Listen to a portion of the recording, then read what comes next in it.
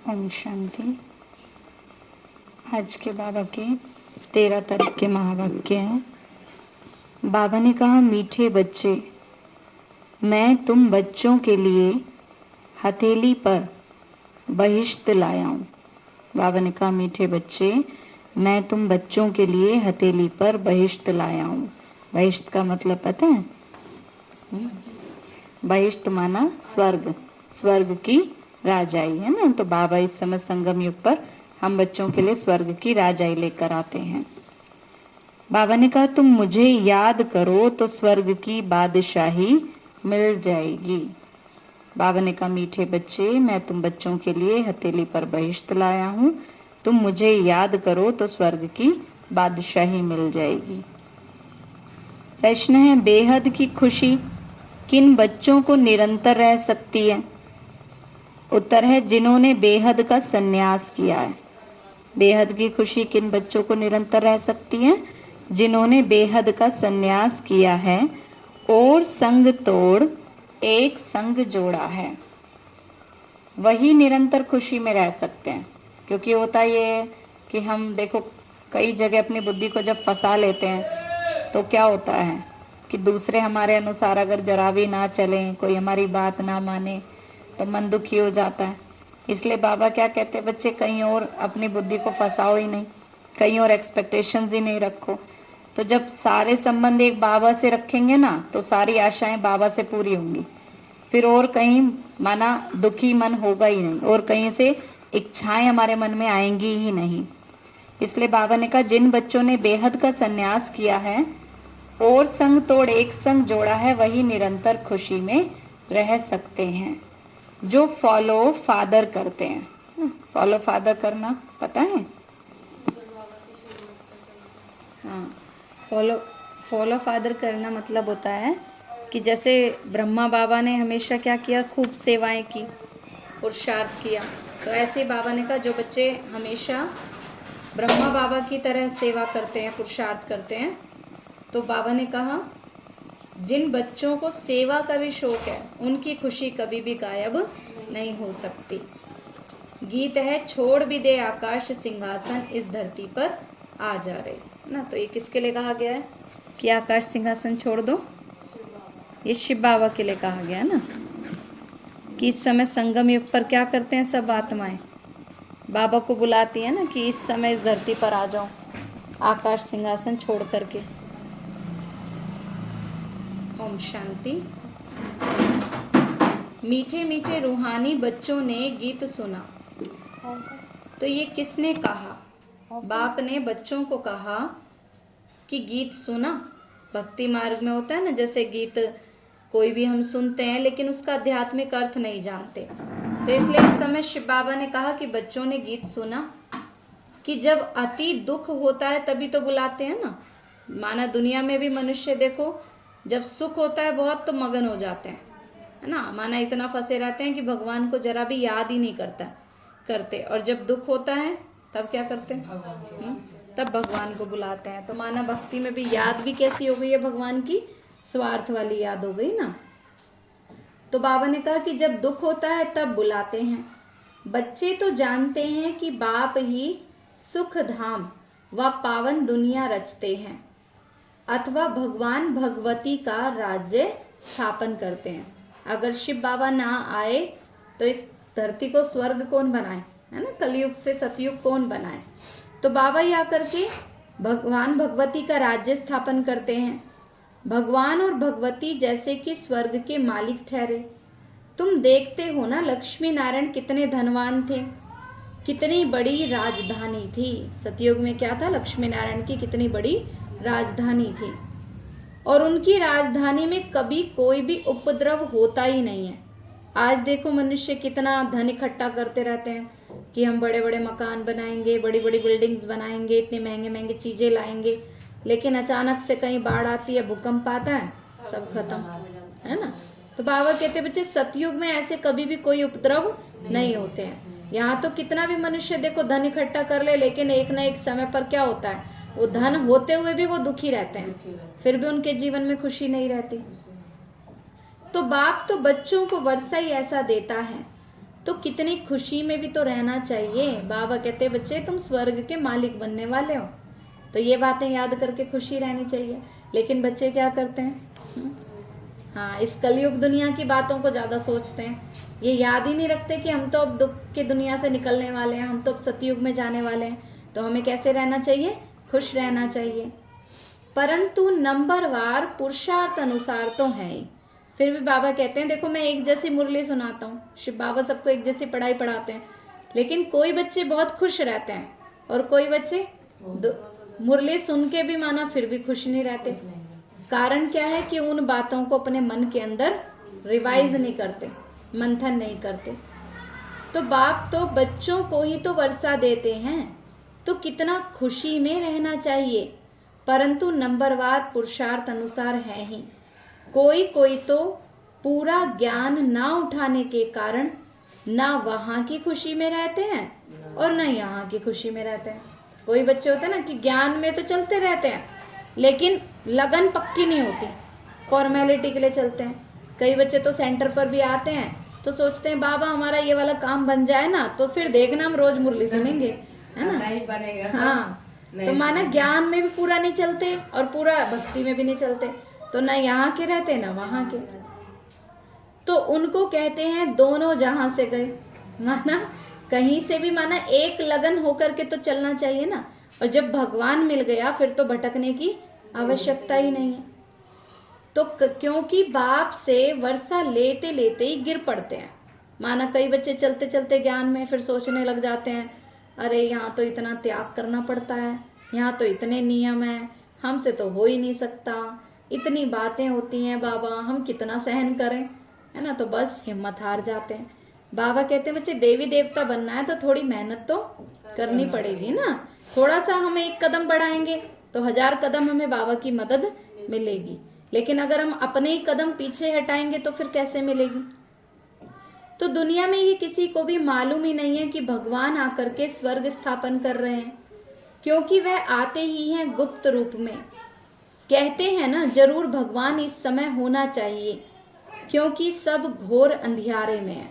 कहते हैं ना जब जब धर्म की अति ग्लानि हो जाती है, धर्म के नाम पे मनुष्य गलत कर्म करना शुरू कर देते हैं, तो खुद भगवान को धरती पर आना पड़ता है। तो अब कौन सा समय चल रहा है, अब वही तो चल रहा है ना कि देखो कितना धर्म भ्रष्ट कर्म भ्रष्ट बन गए मनुष्य कि धर्म के नाम पे भी रॉन्ग काम करते रहते हैं। तो अब यही तो वो समय चल रहा है जबकि शिव बाबा आकर के हम बच्चों को रास्ता दिखा रहे हैं। माना कैसे हम दुखों से छूट सकते हैं उसके लिए बाबा हमें रोज पढ़ाई पढ़ा रहे हैं।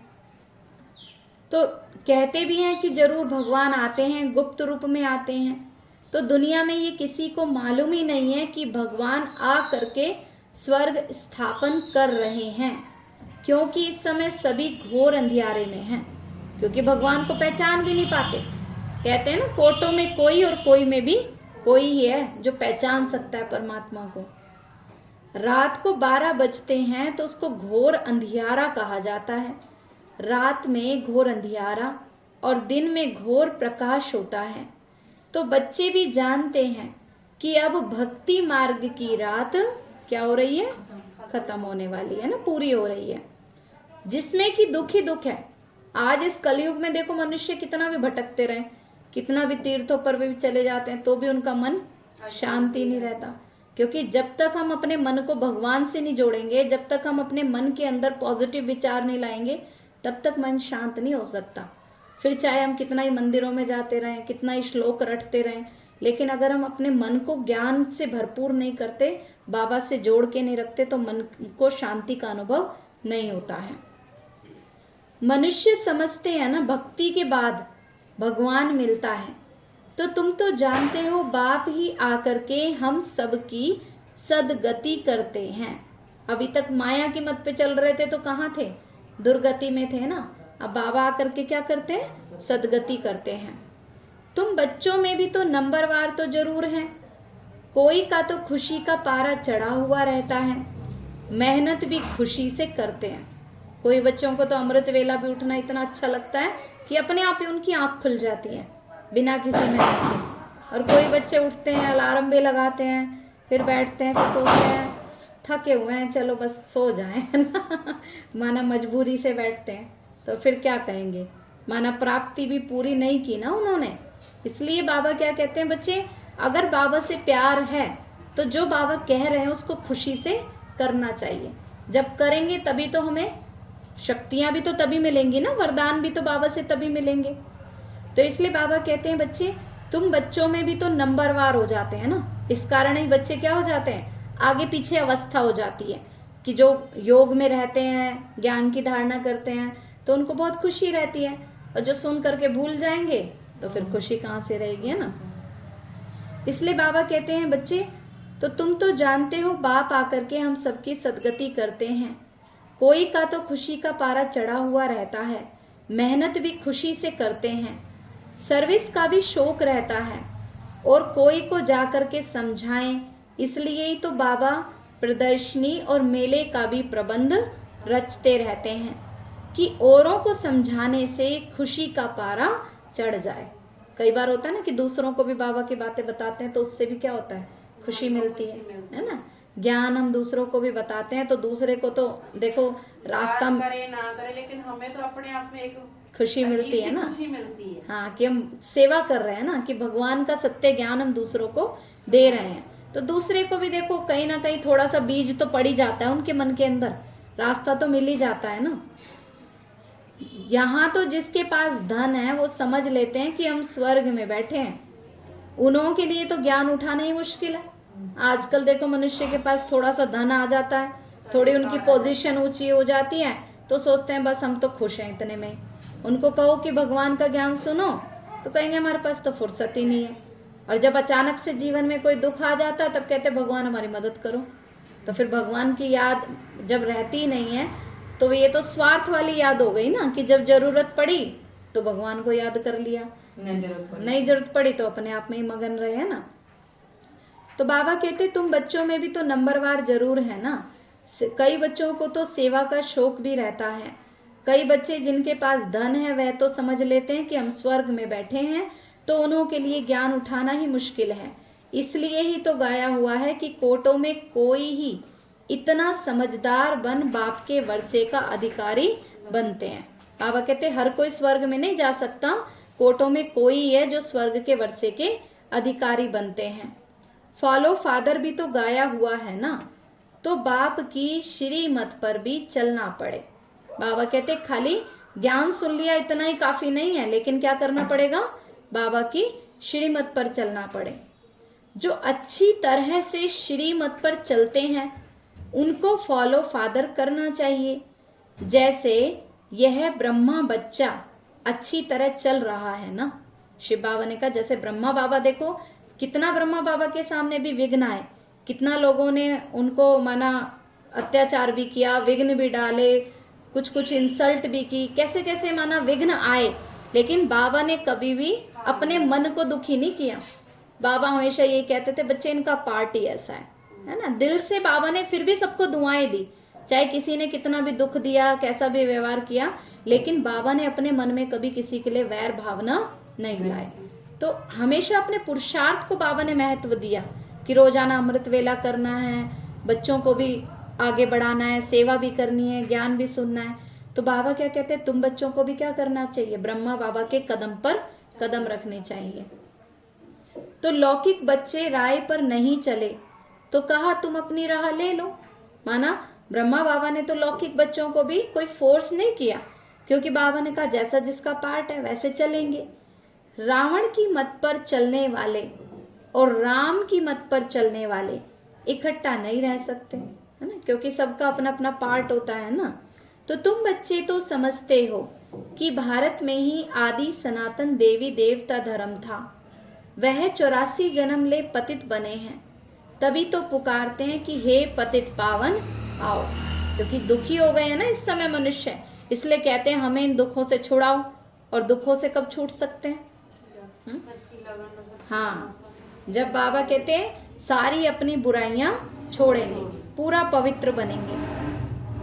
कल भी बाबा ने कहा था ना कि अपनी बुद्धि, कल भी बाबा ने कहा था ज्ञान की धारणा के लिए अपनी बुद्धि को कैसा रखना होगा, शुद्ध बुद्धि बनानी है। तो अभी तुम बच्चे समझते हो कि अब तो बाकी थोड़े ही रोज हैं। बाबा कहते अब तो सतयुग आने ही वाला है, अब ज्यादा समय नहीं रहा। दैवी राजधानी स्थापन करने में टाइम तो लगता है, ये है गुप्त। बाबा कहते हैं बच्चों का पुरुषार्थ कैसा चल रहा है, गुप्त पुरुषार्थ। इसमें तो दिखाने की तो कोई बात ही नहीं है। कई बच्चे होते हैं ना, बड़ी बड़ी बातें तो बहुत कहते रहेंगे, अरे बाबा हम तो 24 घंटे बस आपको ही याद करते हैं, बाबा के सिवाय है ही कौन, है ना। और दिन भर क्या करेंगे, इधर उधर की बातें करते रहेंगे, फालतू बातों में लगे रहेंगे। तो ये क्या है, ये तो क्या है, केवल शो ऑफ करना हो गया ना। लेकिन बाबा क्या कहते हैं, बच्चे पुरुषार्थ तो अंदर से होता है कि हमारा मन कहीं भी व्यर्थ बातों में ना उलझे, हमारा मन हमेशा बाबा से जुड़ा रहे, मन में हमेशा बाबा की बातें चलती रहें। और इसमें लड़ाई आदि की तो कोई बात ही नहीं है। ऐसे नहीं कि चढ़ाई करके राज्य लेते हैं। दुनिया में दिखाया ना कि राजाओं ने कैसे राज्य लिया, एक दूसरे से युद्ध करके लिया। लेकिन बाबा क्या कहते हैं, यहाँ तो कोई ऐसी लड़ने की बात है ही नहीं। बाबा कहते हैं जो पुरुषार्थ करेगा, जो योग करेगा, जो सेवा करेगा, उसे स्वर्ग का राज्य भाग्य मिलेगा। नहीं तो नहीं, ये तो बाबा ही तो आकर के बच्चों को राजाओं का राजा बनाते हैं ना। जिस बाप को याद भी करते हैं कि हे दुख हरता सुख करता आओ। दुनिया में भी मनुष्य यही कहते हैं, हे परमात्मा हमारे आकर के दुखों से हमें छुड़ाओ। तो जरूर कभी शिव बाबा ने दुखों से छुड़ाया, तभी तो उनको याद करते हैं। अब लौकिक में भी जो कोई हमारी मदद करता है तो जरूरत पड़ने पर हम क्या करते हैं, तभी तो उसे याद करते हैं, क्योंकि वो करता है। तो ऐसे ही हमेशा के लिए जो हमारा सहारा है वो कौन है, परमानेंट शिव बाबा है। तो जब भी जीवन में दुख आता है तो क्या होता है, बाबा की याद आती है। सन्यासी गुरु थोड़े ही ना दुख हरता हो सकते हैं। अब कोई सन्यासी है, कोई गुरु है, वो हर मनुष्य के दुख दूर कर दे, ये तो पॉसिबल ही नहीं है। क्योंकि आज मनुष्य खुद अपने ही दुखों से नहीं छूट पा रहे, तो दूसरों के दुख कैसे दूर करेंगे। उनको तो खुद इतनी भयानक बीमारियां लगी हुई, तो वो दूसरों का क्या कल्याण करेंगे। हाँ, वही तो बात है ना। तो दुख हरता और सुख करता तो केवल एक परमात्मा ही हो सकते हैं। तो उन्हों का तो सन्यास है हद का और तुम्हारा है बेहद का। तो इसमें बेहद की खुशी रहती है। बाबा कहते हैं जो बच्चे पूरा ज्ञान योग में रहते हैं ना, उनको क्या रहता है, बेहद की खुशी रहती है। इन लक्ष्मी नारायण भगवान भगवती को भी बेहद की खुशी है ना। पतित मनुष्यों को तो जो आता है सो बोलते रहते हैं। तुम तो एक एक अक्षर अर्थ सहित बोलते हो।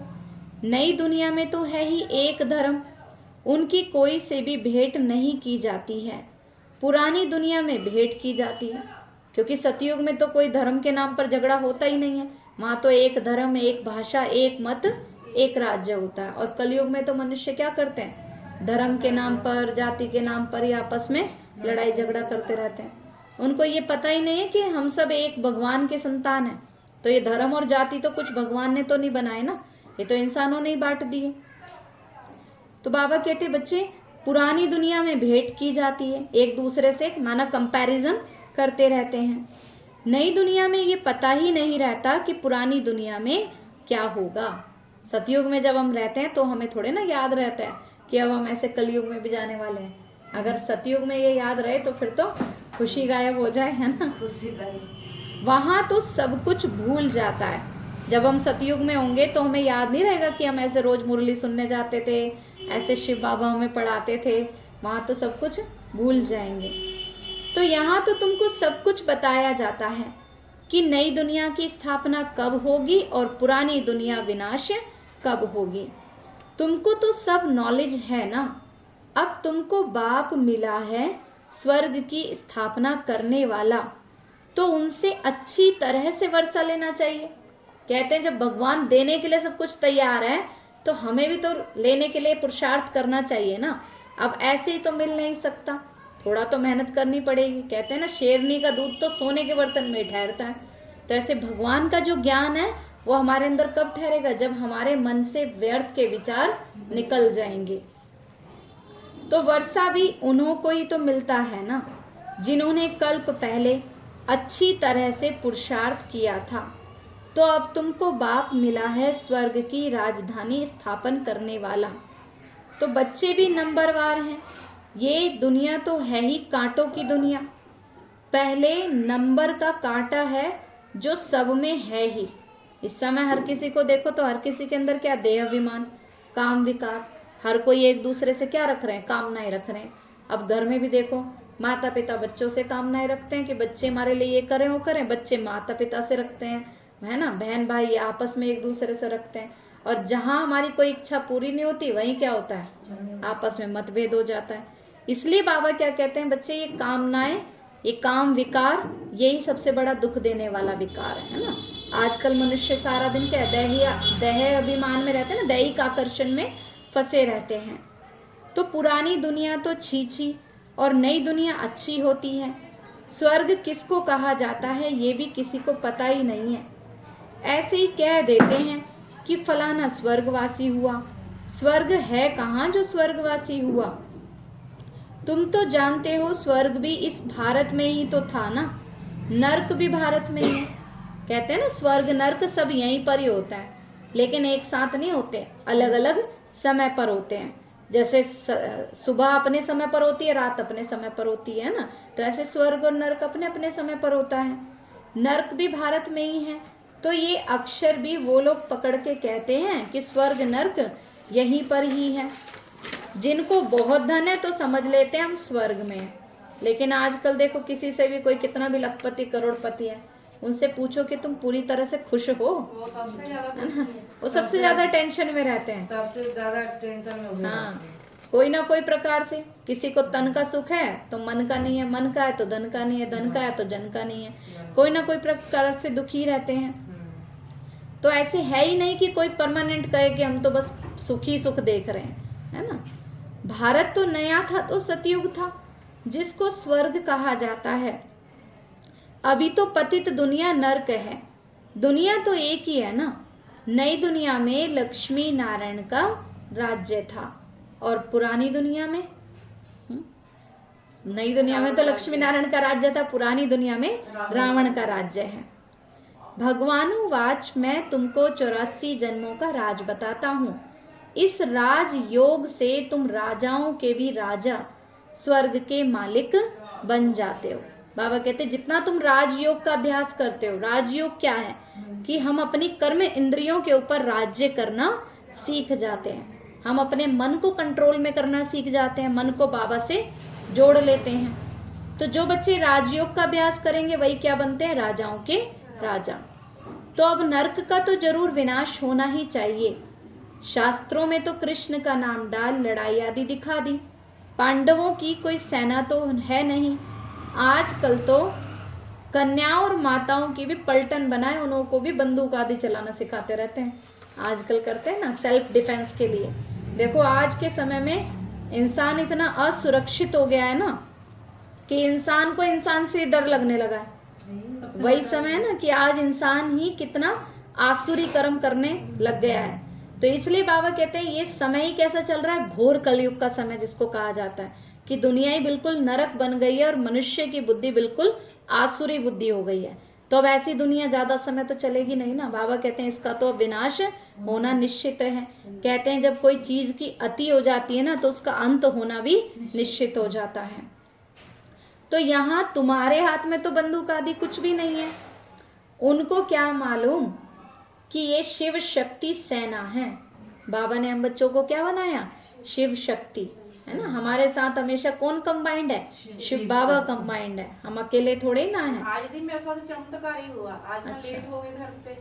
अच्छा वो अच्छा कह रही है कि मम्मा हमें पिज्जा खाना है। अच्छा मैंने पिज्जे की सारी तैयारी करके बनाया। थोड़ा सा करा और बाकी बीच में टाइम देखा तो 1:30 बज गया। दिक्कत है तो 1:15 बजे चली जाती हूँ। अच्छा अच्छा मैं वैसे फोटो की तरफ देखी, मैं बाबा आज क्या होगा, टाइम पे पहुंचूंगी नहीं पहुंचूंगी। अच्छा। अरे यहाँ से फटाफट रोड क्रॉस भी हो गया।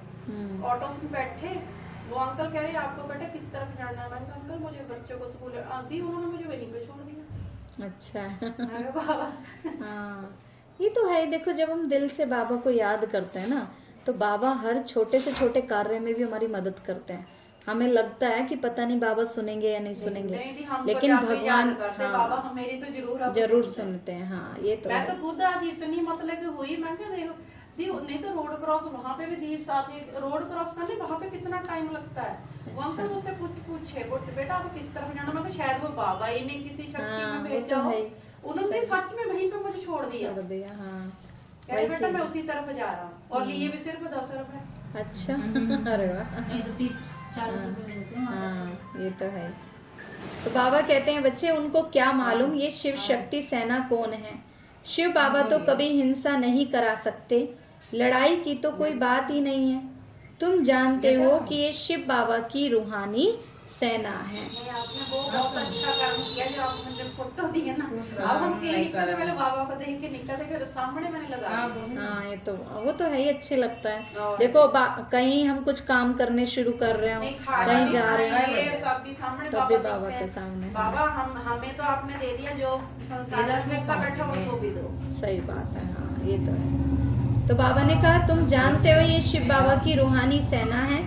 शिव बाबा हमको डबल अहिंसक बनाते हैं। उनको कहा जाता है 100% नॉन वायलेंस, और यहाँ है 100% वायलेंस, है ना। शिव बाबा क्या कर रहे हैं, हमें डबल अहिंसक बना रहे हैं, क्योंकि सतयुग में हिंसा की कोई बातें होती नहीं। एक ही बॉम्ब से कितनों का विनाश कर देते हैं। दुनिया में तो आजकल देखो हिंसा ही करते रहते हैं, कितना विनाश कर देते हैं। बेहद के नॉन वायलेंस और वायलेंस में कितना फर्क है। तुम अभी इस समय बेहद की साइलेंस में हो। उस तरफ तो जितना लड़ाई की तैयारियां हो रही हैं उतना आवाज बढ़ता जाता है, कितना हंगामा होता है विनाश में। स्थापना में तो कितनी साइलेंस में बैठे हो। कहते हैं ना बाबा, देखो एक तरफ क्या हो रही है, हाहाकार हो रही है, विनाश की तैयारियां चल रही हैं, और एक तरफ क्या हो रही है, बाबा हम बच्चों के लिए सतयुग की तैयारियां करा रहे हैं, शांति में बैठे हैं। हिंसा की यहाँ कोई बात नहीं है। तो तुम्हारी अब प्रैक्टिकल में, बाबा कहते अब तुम्हारी ये प्रैक्टिकल लाइफ है। भक्ति में तो क्या चल रहा था, केवल पूजा पाठ चल रहा था, लेकिन बाबा क्या कहते हैं, अब तुम्हें प्रैक्टिकल में ज्ञान को अपने अंदर धारण करना है। बाप से तुम योग बल के द्वारा वर्षा पा रहे हो। बाप अल्फ को याद करने से स्वर्ग की बादशाही मिलती है। कितना सहज है, बाप कितना मोस्ट बिलव्ड है, कितना दूर देश से आते हैं। जैसे विलायत से किसी का बाप आता है तो बच्चे खुश होते हैं ना। मान लो बहुत टाइम के बाद बच्चे मिलते हैं अपने माता पिता से तो कितनी खुशी होती है। बाबा भी हमारे लिए विलायत से अच्छी अच्छी सौगात लाएंगे। माना बच्चों को ऐसे खुशी होती है कि इतने टाइम बाद हमारे पिता आए हैं तो हमारे लिए कुछ लाए होंगे। और ये बेहद का बाप तो एक ही बार आता है। शिव बाबा तो कितने वर्ष बाद मिले हमें, 5000 वर्ष के बाद। तो कौन सी सौगात ले आए हैं। कहते हैं मैं तुम्हारे लिए हथेली पर बहिष्त लाया हूँ। जैसे श्री कृष्ण के हाथ में क्या दिखाते हैं, स्वर्ग का गोला दिखाते हैं ना। तो बाबा कहते हैं मैं तुम्हारे लिए स्वर्ग लाया हूँ। जैसे कहते हैं कि हनुमान संजीवनी बूटी का पहाड़ ले आया। अब पहाड़ उठाने की तो कोई बात नहीं, वैसे बाबा कहते हैं बच्चे मैं तुम्हारे लिए हथेली पर स्वर्ग लाया हूँ। अब बहिष्त कोई हथेली पर थोड़ी उठाता है, ये तो समझने की बातें हैं भाई। ये तो एग्जाम्पल के लिए कहा जाता है, ऐसे थोड़ी स्वर्ग कोई हथेली पर आ सकता है ना, ये तो एग्जाम्पल दिया जाता है। तो बच्चे जानते हैं बाबा हमारे लिए नंबर 1 सौगात लाए हैं। स्वर्ग का गिफ्ट बाबा ने दिया, इससे बड़ा गिफ्ट और कोई हो ही नहीं सकता। बाबा कहते हैं मैं आया हूँ तुमको पावन दुनिया का मालिक बनाने। तो पावन बनना पड़े। बाबा कहते पावन दुनिया में जाना है, राज्य करना है तो क्या बनना पड़ेगा, पवित्र भी तो बनना पड़ेगा ना, तभी तो पवित्र दुनिया में जा सकेंगे। तो ये राजयोग है ना, भारत का प्राचीन राजयोग गीता के भगवान ने ही सिखाया था और राजाई दी थी। अब फिर से राजयोग सिखा रहे हैं। बाबा ने कल पहले भी सिखाया था और अब फिर से सिखा रहे हैं। तुम कहते हो ना कि हम स्वर्ग की स्थापना करने वाले बाप के बच्चे हैं। बाप नई दुनिया स्थापन करते हैं तो जरूर किसी को तो बादशाही मिली होगी ना। ऐसे भी नहीं कि सिर्फ स्वर्ग में रहने वालों को ही बाप ने दिया होगा, और सबको भी तो बाप सौगात देते हैं। बाकी सबको ड्रामा अनुसार मुक्ति का पार्ट मिला हुआ है। बाबा कहते जो सतयुग में जाने वाले उनको क्या मिल जाती है, जीवन मुक्ति। बाकी जो आत्माएं शांति चाहती हैं वो कहाँ जाते हैं, शांति धाम में। सब मुक्त हो जाते हैं, लेकिन कलयुग से सब छूट जाते हैं। तो एक ही बाप है जो सर्व का सद्गति दाता है, दूसरा ना कोई। तुम्हारे पास प्रदर्शनी में जो नामी ग्रामी आते हैं, जो मानते हैं कि बरोबर गीता का भगवान श्री कृष्ण नहीं है, शिव है तो उनसे ये लिखवा लेना चाहिए। बड़े आदमियों की तो बात सुनेंगे ना, गरीब की तो कोई सुनते नहीं। आजकल तो होता है ना कि किसी स्थान पर मान लो किसी गुरु के पास कोई बड़ा आदमी चला जाए ना तो बड़े सब तरफ आवाज फैल जाएगा, गरीब की तो कोई सुनते नहीं। इसलिए प्रदर्शनी में कोशिश कर ये लिखवा लो कि गीता का भगवान तो एक ही है, वह सबका ही बाप है। आज से 5000 वर्ष पहले ये भारत स्वर्ग था, लक्ष्मी नारायण का राज्य था, और अभी तो सारे विश्व पर रावण का ही राज्य है। यही तो सबका दुश्मन है। क्योंकि आज मनुष्य दुखी भी किस लिए है? क्योंकि विकारों में फंस जाते हैं। कोई बहुत गुस्सा करने की नेचर होती है किसी की, तो बात बात पे उन्हें गुस्सा आता रहता है, इस कारण से दुखी होते हैं। किसी को बहुत ज्यादा दूसरों से उम्मीदें रहती हैं, माना इच्छाएं रहती हैं, वो इच्छाएं पूरी नहीं होती तो दुखी होते रहते हैं। किसी को अपनी तारीफ करने की इतनी ज्यादा आदत होती है कि बस कोई उनकी जरा भी बात ना माने, कोई तारीफ ना करे तो दुखी हो जाते हैं कि हमसे ज्यादा कोई समझदार ही कोई नहीं है, ऐसा सोच करके चलते रहते हैं। तो ये जो विकार है, इन्हीं के कारण मनुष्य क्या होते रहते हैं? दुखी होते रहते हैं। तो ये रावण तो सबका दुश्मन है, जिसको वर्ष वर्ष जलाते हैं फिर भी मरता ही नहीं है। तो अभी भारत का बड़ा दुश्मन ये रावण ही है।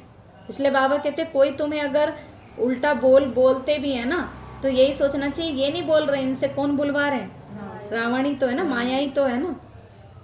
ये बात सिर्फ तुम जानते हो। दुनिया में तो मनुष्य क्या छोटी छोटी बात पे एकदम से रिएक्टिव हो जाते हैं कि मुझे ऐसे कैसे बोल दिया। लेकिन बाबा कहते तुम बच्चे तो जानते हो ना, तुम तो समझ करके व्यवहार करते हो। तो अब राम परम पिता परमात्मा रावण पर जीत पहनाते हैं। कहते हैं बच्चे तुम मुझे याद करेंगे तो तुम्हारे पाप नाश होंगे। जैसे सूरज के सामने लेंस रख करके कागज रख दिया जाए ना तो वो कागज जल जाता है, ऐसे ही जब बाबा की शक्ति हम बच्चों को मिलती है, हम बच्चे जब बाबा को याद करते रहते हैं तो हमारे पिछले जन्म के सारे जो पाप हैं और इस जन्म के भी सब नष्ट होते जाते हैं। तो तुम लायक बन जाएंगे तो फिर नई दुनिया तो जरूर चाहिए और पुरानी दुनिया का विनाश भी जरूर होगा। अब नया मकान बनाना होता है तो पुराना तो तोड़ना ही पड़ता है। महाभारत लड़ाई लगी ही तब है जब रावण के राज्य का विनाश हो, राम राज्य की स्थापना होती है। रावण राज्य में तो हाहाकार शुरू हो जाता है। अब चारों तरफ दुनिया में क्या चल रहा है? हाहाकार ही चल रहा है। हाहाकार के बाद फिर जय जयकार होती है। सतयुग में देवी देवताओं का राज्य होगा तो वहां तो सब खुशी खुश रहेंगे। दुनिया तो बदलती जरूर है क्योंकि समय का जो चक्र है वो चलता रहता है, रिपीट होता रहता है, कभी भी रुकता नहीं है। रात के बाद दिन जरूर आता है, ऐसे कलयुग के बाद सतयुग आता है। जैसे पुराना घर तोड़ करके नया बनाते हैं ना, तो नया बनता है तो पुराना तो तोड़ा जाता है। तो ये भी तो स्थापना हो रही है। बॉम्ब्स आदि बनाते ही रहते हैं, तैयारियां हो रही हैं। अभी दशहरा आया तो रावण की एफिजी भी निकाली। अब तुम्हारी तो है बेहद की बात। बाबा कहते दुनिया में तो केवल बाहर से पुतला जला देते हैं, अंदर से कोई बुराई छोड़ने को तैयार नहीं है ना। लेकिन बाबा क्या कहते, तुम बाहर से नहीं जलाते, तुम अंदर के रावण को खत्म करते हो। तो बाबा कहते हैं बच्चे तुम्हारी तो बेहद की बात है, तुम्हारी बुद्धि में तो आता है कि ये क्या कर रहे हैं। दुनिया के मनुष्यों को देख के तो क्या लगता है कि ये तो बच्चों का खेल करते हैं। जैसे बच्चे होते हैं ना कि कोई चीज से उन्हें वो लगता है तो कहते हैं अच्छा इसको मार, ऐसे से चोट मारो ना, अब ये तुम्हें कुछ नहीं कहेगा, है ना। तो ऐसे ही दुनिया में मनुष्य बाहर से पुतला जला देते हैं तो सोचते हैं बस हमारे जीवन में खुशी आ जाएंगी। लेकिन खुशियां कब आएंगी? जब अंदर के रावण को खत्म करेंगे। तो बाबा कहते बच्चे मनुष्य तो बॉम्ब्स बनाते रहते हैं, अब तो तैयारियां हो रही हैं। किसके लिए? विनाश के लिए। जिन मनुष्यों की उल्टी बुद्धि है ना वो विनाश के लिए खुद ही तैयारियां कर रहे हैं। तो अब तुम्हारी बुद्धि में तो आता है ये क्या करते हैं। तुम जब समझाएंगे तब समझेंगे कि हम क्या करते हैं। जब ज्ञान मिल जाता है तब समझ में आ जाता है ना कि भक्ति में हम क्या क्या करते रहते हैं। हंसी भी आती है देख करके। कोई तो होता है ना कि कोई अगर रास्ते में भी पूजा कर रहा हो ना उसको देख के भी 10 जने लाइन लगा लेंगे, सोचेंगे अच्छा यहीं पे कोई भगवान का वो है। लेकिन समझ कुछ भी नहीं रह गई ना तो देख करके भी हंसी आएगी। किसको भी समझा सकते हो ना कि इतना बड़ा रावण तो होता ही नहीं है, कोई भी इंसान होगा चलो 6-7 फुट के अंदर अंदर होगा, और वो क्या करते हैं और बड़ा बना करके पुतला जलाते रहते हैं। अब बाबा कहते हैं कि तुम राम राज्य लो, क्योंकि हर साल जो और बड़ा रावण बन रहा है, माना दुनिया में क्या हो रहा है, और ज्यादा बुराइयां जो हैं वो फैलती जा रही हैं। तो अब 5 विकारों का दान दो तो ग्रहण छूट जाए। तो बाबा आकर के समझाते हैं ये 5 विकारों का ग्रहण सारी दुनिया पर ही लगा हुआ है, बिल्कुल ही काले हो जाते हैं। तो अब तुम बच्चों को अथाह खुशी होनी चाहिए, अब तो बाकी थोड़े ही रोज हैं। बाबा कहते हैं इस दुख की दुनिया में थोड़े ही दिन है, अब तो हमें सुख का राज्य मिलना है। तो तुम अभी क्रिएटर, डायरेक्टर और मुख्य एक्टर और ड्रामा के आदि, मध्य और अंत को जानते हो ना, और कोई भी नहीं जानते। तुम्हारी अब स्वच्छ बुद्धि बन गई है ना, बाबा कहते हैं स्वच्छ बुद्धि वाले बच्चे बन गए ना। जब स्वच्छ बुद्धि होती है तो क्या होता है कि हमेशा दूसरों को दुआएं देना, हमेशा सबके लिए रहम भाव रखना, दया भावना रखना, कि माना हमारे मन में किसी के लिए भी कोई शिकायतें, कोई वैर भावना नहीं रहती। तो जब इतनी हमारी बुद्धि शुद्ध हो जाती है तब ज्ञान हमारे अंदर भरता जाता है, धारण होता जाता है। तो तुम बाप के बने हो ना, तो जरूर बाप तो स्वर्ग में भेजेंगे। Knowledge is source of income कहा जाता है। ये तुम्हारी रूहानी नॉलेज है जो बाप ही देते हैं। मनुष्य तो मनुष्यों को दे नहीं सकते, दुनिया में तो सब मनुष्य ही मनुष्यों को नॉलेज देते हैं। अब तुमको तो बाप सुप्रीम सोल आकर के ज्ञान देते हैं ना। बाबा कहते हैं मुरली भी सुनते हैं तो ये नहीं समझना चाहिए कि ये दीदी सुना रहे हैं या ये सुना रहे हैं, क्या समझना चाहिए कौन सुना रहे हैं, बाबा सुना रहे हैं। ज्ञान किसका है, बाबा का है, हम तो केवल निमित्त मात्र हैं। बाकी तो सब है भक्ति मार्ग की दंत कथा, तो दंत कथाएं ही सुनाते रहते हैं। सत्यनारायण की कथा, रामायण की कथा, जो पास्ट हो गया है वो कुछ ना कुछ बनाते रहते हैं। भक्ति में तो क्या करते हैं, कहानी बनाते हैं तो उसमें अपनी तरफ से भी कितनी सारी बातें मिला देते हैं। अब ये तो तुम्हारी पढ़ाई है, पढ़ाई में तो हिस्ट्री ज्योग्राफी सुनाई जाती है, ये है वर्ल्ड की हिस्ट्री ज्योग्राफी ह्यूज। तो तुम समझाते हो, बाबा ने तो 5000 वर्ष पहले भी कहा था। वह गीता पढ़ने वाले थोड़े ही ना कुछ जानते हैं। यादव, कौरव, पांडव और किसको कहा जाता है ये तुम प्रैक्टिकल में देखते हो। यादव किसको कहा जाता है, जो लोग विनाश की तैयारियों में लगे पड़े हैं। कहते हैं ना यादवों ने मूसल तैयार किए, तो आज जो इतनी मिसाइल्स बना रहे हैं, बॉम्ब्स बना रहे हैं, वो यही तो काम कर रहे हैं ना, अपने विनाश की तैयारियां कर रहे हैं। और कौरव किनको कहा जाता है, जो विकारों में फंस करके एक दूसरे को दुख दे रहे हैं, धोखा दे रहे हैं, लड़ाई झगड़ा कर रहे हैं, तो कौरवों के समान बन गए हैं। और बाबा कहते तुम बच्चे जो भगवान की